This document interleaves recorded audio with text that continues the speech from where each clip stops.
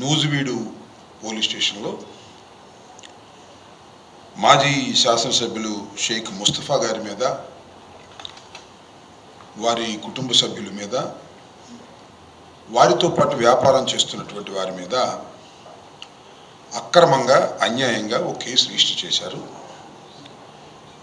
దానితో పాటు కొంతమందిని అరెస్ట్ చేసి కోర్టులో ప్రొడ్యూస్ చేశారు నూజివీడు న్యాయస్థానంలో. దీని మీద పెద్ద ఎత్తున ఎల్లో మీడియా, ముఖ్యంగా ఈనాడు, ఆంధ్రజ్యోతి, ఈనాడు అయితే ఫ్రంట్ పేజీలో రాసేసింది, ఆంధ్రజ్యోతి లోపల పేజీలో రాసింది. ఇప్పుడు ముస్తఫా ఆయన కుటుంబ సభ్యులు కిడ్నాప్ చేశారని దాని మీద చాలా కేసులు కూడా పెట్టారు, ఎక్స్టార్షన్ పెట్టినట్టుగా తెలుస్తుంది. ఇంకా పూర్తిగా ఎఫ్ఐఆర్ వివరాలు తెలియదు, ఎందుకంటే పోలీసులు చాలా జాగ్రత్తగా ఎఫ్ఐఆర్ ఇంతవరకు అప్లోడ్ చేయలే. నిందితులు కూడా ఎఫ్ఐఆర్ ఇవ్వాల, అడ్వకేట్స్ వెళ్ళారు, వాళ్ళకు కూడా ఇవ్వకోకుండా తప్పించుకునేటటువంటి ప్రయత్నం చేస్తున్నారు. దీనిలో అసలు జరిగింది ఏంటి, ఎందుకు ఈ కేసు పెట్టారు అనేది వివరణ ఇవ్వవలసినటువంటి బాధ్యత వైఎస్ఆర్ కాంగ్రెస్ పార్టీకి ఉన్నది. ఎందుకంటే మీ అందరికీ తెలుసు, ముస్తఫా గారు 2 సార్లు గుంటూరు 1 నుంచి శాసనసభ్యుడిగా ఎన్నికయ్యారు. ఆయన బేసికల్గా వ్యాపారస్తుడు, పొగాకు వ్యాపారం చేసేటటువంటి వ్యక్తి. ఇప్పటి నుంచి కాదు, చాలా సంవత్సరాల నుంచి ఆయన పొగాకు వ్యాపారం చేస్తున్నాడు. వ్యాపారంలో ఉన్నటువంటి ఈ విషయాన్ని క్రిమినల్ కేసు వరకు నడిపించేటటువంటి ప్రయత్నం తెలుగుదేశం వారు చేస్తున్నారు. ఇది చాలా దురదృష్టకరమైనటువంటి పరిణామం. అసలు సంగతి ఏమిటంటే, ఇది కిడ్నాప్ అన్నారు, వెంటనే డబ్బులు ఇవ్వకపోతే నీ కొడుకు నీకు దక్కడని బెదిరించాడంట. పొగాకు వ్యాపారికి వైకాపా మాజీ ఎమ్మెల్యే ముస్తఫా బెదిరింపు, ఆయన తనయుడిపై కిడ్నాప్ కేసు, అనుచరులు లొంగుబాటు, పరారీలు అసలు నిందితులు. ఈనాడు ఫ్రంట్ పేజీలో నూజివీడు కిడ్నాప్ నిందితులు అరెస్ట్. ఇది కూడా ముస్తఫాకు సంబంధించినటువంటి కేసు మీదే ఆంధ్రజ్యోతిలో వేశారు. అంటే ఎల్లో మీడియా ఎవరినైనా, ఎవరు వైఎస్ఆర్ కాంగ్రెస్ పార్టీకి చెందినటువంటి వ్యక్తులు ఉన్న అవకాశం ఉంటే కేసు పెట్టేయటం, లోపల పెట్టేయటం, ఆ విధంగా భయభ్రాంతులకు గురి చేయాలనేటువంటి ఒక విష ప్రయత్నం కూటమి ప్రభుత్వం అధికారంలో వచ్చిన దగ్గర నుంచి వాళ్ళ వరకు జరుగుతూనే ఉంది. ఏ చిన్న విషయం ఉన్నా సరే, మీరు చూశారు తమ్మినేని సీతారాం గారి మీద, ఆయన మీద కేసు పెట్టారు. సరే, ఆయన బెయిల్ వచ్చింది, అది వేరే విషయం. అలాగే సిరిగిల అప్పలరాజు, మా మాజీ శాసనసభ్యుడు, మంత్రివర్యులు, వారి మీద ఒక యాక్సిడెంట్ కేసు ఉంటే దాని మీద ఆయన అరెస్ట్ చేశారు. చిత్రమైన విషయం, నాకు అర్థం కాల. యాక్సిడెంట్స్ జరుగుతూ ఉంటాయి కొన్ని సందర్భాల్లో. ఆ యాక్సిడెంట్ జరిగినప్పుడు ఏమైనా చిన్న చిన్న అవకతవకలు ఉంటే దాని మీద యాక్షన్ తీసుకోవచ్చు.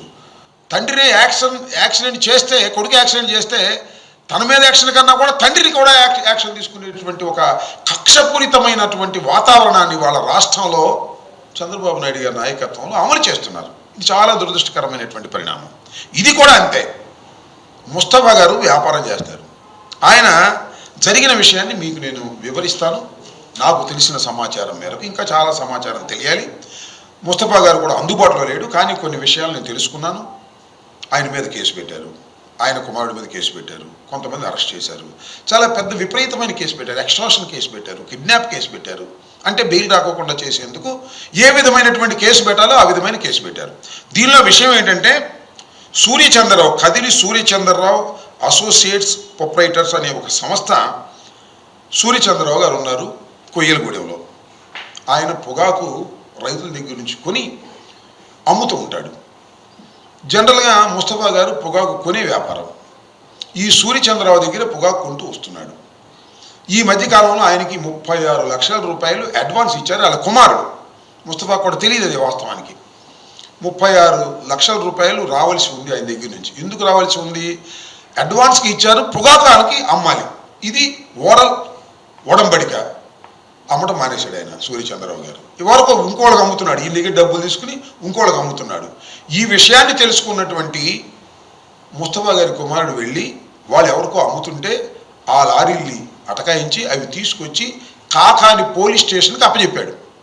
స్వయంగా అప్పచెప్పి, అయ్యా మాకిట డబ్బులు తీసుకున్నారు వీళ్ళు, మాకు వీళ్ళు పొగాకు సప్లై చేయట్లేదు, దీని మీద మీరు యాక్షన్ తీసుకోండి, కేసు రిజిస్టర్ చేయండి, నేను కంప్లైంట్ ఇస్తానంటే ఇదిగో అదిగో అని అక్కడి నుంచి కుట్ర ప్రారంభమైంది. కుట్ర ప్రారంభమయ్యి చివరికి నూజివీడు పోలీస్ స్టేషన్లో కేసు రిజిస్టర్ చేయించారు. ఈ కదిరి సూర్యచంద్ర అసోసియేషన్కి సంబంధించినటువంటి సూర్యచంద్ర దగ్గర నుంచి కంప్లైంట్ తీసుకుని 2-3 రోజుల తర్వాత అక్కడ కేసు రిజిస్టర్ చేశారు. కేసు రిజిస్టర్ చేసి వీళ్ళని పోలీస్ స్టేషన్ దగ్గర అరెస్ట్ చేశారు. 2 రోజులకు అరెస్ట్ చేశారు.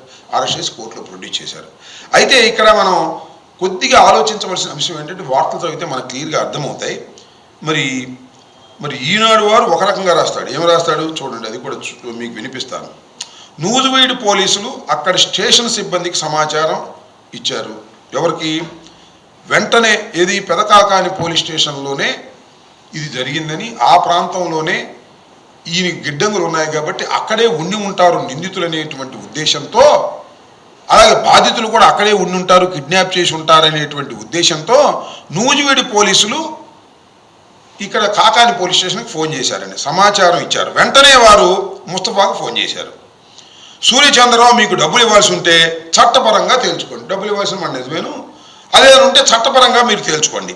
అంతేకాని అతన్ని కుమారుణ్ణి కిడ్నాప్ చేయడం తగదు. ఎందుకంటే సూర్యచంద్రరావు గారి కుమారుడు ఈ పొగాకు లారీలు తీసుకెళ్తుంటే దాన్ని అటకాయించి తీసుకొచ్చి పెదకాకాని పోలీస్ స్టేషన్లో అప్పచెప్పి మాకు డబ్బులు ఇవ్వాలి అని చెప్పేసి, దానివల్ల మీరు వీళ్ళ మీద యాక్షన్ తీసుకోమని చెప్పేసి ఆయన చెబితే, కుమారుణ్ణి కిడ్నాప్ చేయడం తగదు, వెంటనే వారితో పాటు మీ అబ్బాయిని స్టేషన్లో లొంగిపోయేలా చూడండి అని స్పష్టం చేశారు. ముస్తఫా గారు చెప్పారంట పోలీసులు, అయ్యా మీరు తగదు, ఇలా డబ్బులు ఇవ్వాల్సి వస్తే మీరు ఈ రకంగా కిడ్నాప్ చేయడం తప్పు, మీరు వెంటనే లొంగిపోండి అని చెప్పారంట. మరి ఎందుకు వెళ్ళలేదు కిడ్నాప్ స్థలానికి నాకు అర్థం కాల. ఫోన్ చేసి లొంగిపోమన్నారంట. లొంగిపోతే ఏం జరిగింది? మంగళవారం తెల్లవారుజామున వారి బాధితులు వెంటబెట్టుకొని వచ్చి కిడ్నాపర్ల ముఠా పెదకాకాలను లొంగిపోయింది. ఈ పెదకాకాలలో ఉన్న పోలీస్ స్టేషన్లోకి కిడ్నాపర్ల ముఠా అంటే ముస్తఫాకు సంబంధించినటువంటి అనుచరులు, వారి కుమారుడికి సంబంధించిన వారు వచ్చి నిందితులు వచ్చి బాధితులతో పాటు లొంగిపోయారంట. ఇది ఈనాడు వర్షం. ఇది చూడండి ఇంకోటి, ఇదేమో ఆంధ్రజ్యోతి మన రాధాకృష్ణ గారి వర్షం. మహమ్మద్ ముస్తఫా కుమారుడు బషీర్ జంగారెడ్డిగూడెంలో కదిరి సూర్యచంద్ర అసోసియేషన్ ప్రొపరైటర్ సూర్యకాంత్తో పొగాకు వ్యాపారం నిర్వహిస్తున్నారు. సరే, ఆయనకి డబ్బులు ఇవ్వాలి, దాని వ్యవహారం ఇది. వెంటనే బాధితులు పోలీస్ డీజీ కంట్రోల్ రూమ్కి 112కు ఫిర్యాదు చేయడంతో ఉన్నతాధికారుల సూచన మేరకు హైవే నిఘా పెట్టి పెదకాకాని పోలీసులు ఖాజా టోల్గేట్ వద్ద కిడ్నాపర్లను అదుపులోకి తీసుకున్నారంట. ఇది చూడండి, ఆంధ్రజ్యోతి అని ఏమంటే వాళ్ళు డీజీపీ ఆఫీస్కి ఫోన్ చేశారు 112కి. వెంటనే పెదకాకాని పోలీసులు ఎక్కడికి వచ్చారు? టోల్గేట్ దగ్గర కాపలా కాశారంట. టోల్గేట్ దగ్గర కాపలా కాస్తే వీళ్ళందరినీ కిడ్నాప్ చేసి తీసుకెళ్తుంటే అప్పుడు హఠాత్తుగా పట్టుకుని పోలీస్ స్టేషన్ తీసుకెళ్లారంట.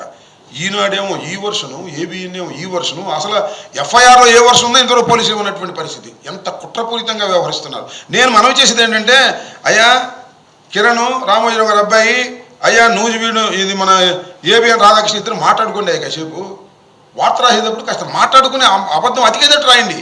అట్ట రాయట్లా, నువ్వు ఒక వర్షం రాస్తున్నావు. కనీసం పోలీసులన్నా కనుక్కొని రాయండి, మీ ఇద్దరు మాట్లాడుకుని రాయండి. కక్ష ఉంటే మా మీద ఈ విధంగా వ్యాపారంలో ఉన్నటువంటి ఒక చిన్న లావాదేవీలకు సంబంధించిన అంశంలో మీరు కిడ్నాప్ కేసులు పెట్టి, ఎక్స్ట్రాషన్ పెట్టి మమ్మల్ని ఏదో బెదిరించి ముస్తఫాని చేయాలనేటువంటి ప్రయత్నం అన్యాయం కదా నేను అడుగుతా ఉన్నా. ముస్తఫా రౌడీ కదే, 2 సార్లు ముఖ్యమంత్రి, 2 సార్లు ఎమ్మెల్యేగా చేశాడు. ముస్తఫా సంగతి అందరికీ తెలుసు. ముస్తఫా ఏమీ రౌడీజం చేయలేదు, ఎవరిని చంపలేదు, ఎవరిని కిడ్నాప్ చేయలేదు. ముస్తఫా వ్యాపారం చేసుకునేటటువంటి వ్యక్తి. అతని ప్రధానమైనటువంటి వ్యాపారం పొగాకు. ఇప్పుడు నుంచి కాదు, రాజశేఖర రెడ్డి గారి టైం నుంచి నేను ముస్తఫాను చూస్తున్నా. తాడికొండ సర్పంచ్గా ఉన్నాడు. అక్కడ సర్పంచ్గా ఉండి తర్వాత ఇక్కడికి వచ్చి కాంగ్రెస్ పార్టీలో, తర్వాత వైఎస్ఆర్ కాంగ్రెస్ పార్టీలో గుంటూరు 1 నుంచి 2 సార్లు దిగ్విజయంగా గెలిచినటువంటి వ్యక్తి. 67 సీట్లు మాత్రమే వైఎస్ఆర్ కాంగ్రెస్ పార్టీ గెలిచిన రోజును కూడా ముస్తఫా 1లో గెలిచినటువంటి సందర్భం. మెత్తటివాడు, అందరికీ సౌమ్యంగా ఉండేవాడు. అతన్ని అణచాలని వాళ్ళ అమ్మాయి మా సిటీ ప్రెసిడెంట్గా ఉన్నది కాబట్టి ఆమెని బెదిరించాలనేటువంటి దృక్పథంతో ఆయన తండ్రి గారి మీద ఈ విధంగా కేసులు పెట్టి ఈనాడు, ఆంధ్రజ్యోతి, ఎల్లో మీడియా, లోకేష్, చంద్రబాబు ఈ విధమైన కుట్రపూరితమైనటువంటి వాతావరణాన్ని తీసుకొచ్చి ఎక్కడ తీసుకెళ్తున్నారు రాష్ట్రంలో నేను అడుగుతా ఉన్నా. ఏదో మా మీద కేసులు పెడితేనో, మా వ్యాపారాలు దెబ్బతీస్తేనో మేము భయపడతామని అనుకోవటం చాలా పొరపాటు. చంద్రబాబు నాయుడు గారు గుర్తుపెట్టుకోమని కూడా ఈ సందర్భంగా నేను చెప్పదలుచుకున్నా.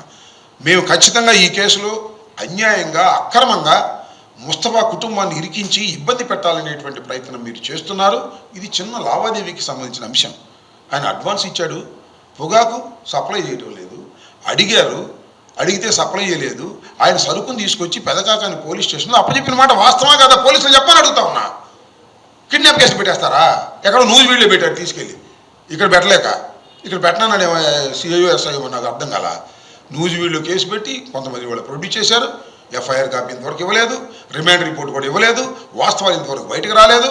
ముస్తఫా పారిపోయాడు, ముస్తఫా కొడుకు పారిపోయాడు. ఇలాంటి ప్రచారం ఈనాడు ఆంధ్రజ్యోతి చేయడం చాలా దుర్మార్గమైనటువంటి అంశం. మీరు ఎన్ని కేసులు పెట్టుకున్నా, ఎన్ని వార్తలు రాసినా వైఎస్ఆర్ కాంగ్రెస్ పార్టీని ఏమీ చేయలేరనే విషయాన్ని దయచేసి గుర్తుపెట్టుకోండి.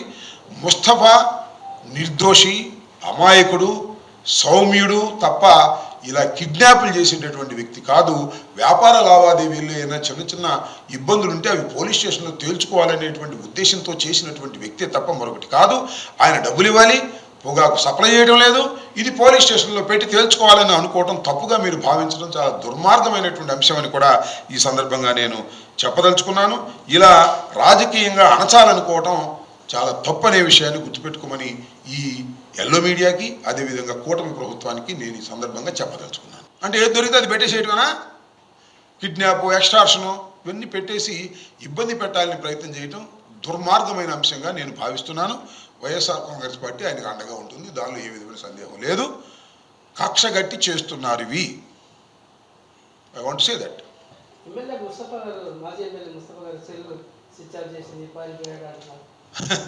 పారిపోతారు అంటే ఇప్పుడు కేసు పెట్టగానే యాంటిసిపేటరీ బెయిల్కి వెళ్తారు, తప్పే ఉంది. అది దట్ ఇస్ ద ప్రొవిజన్. పారిపోవడానిగా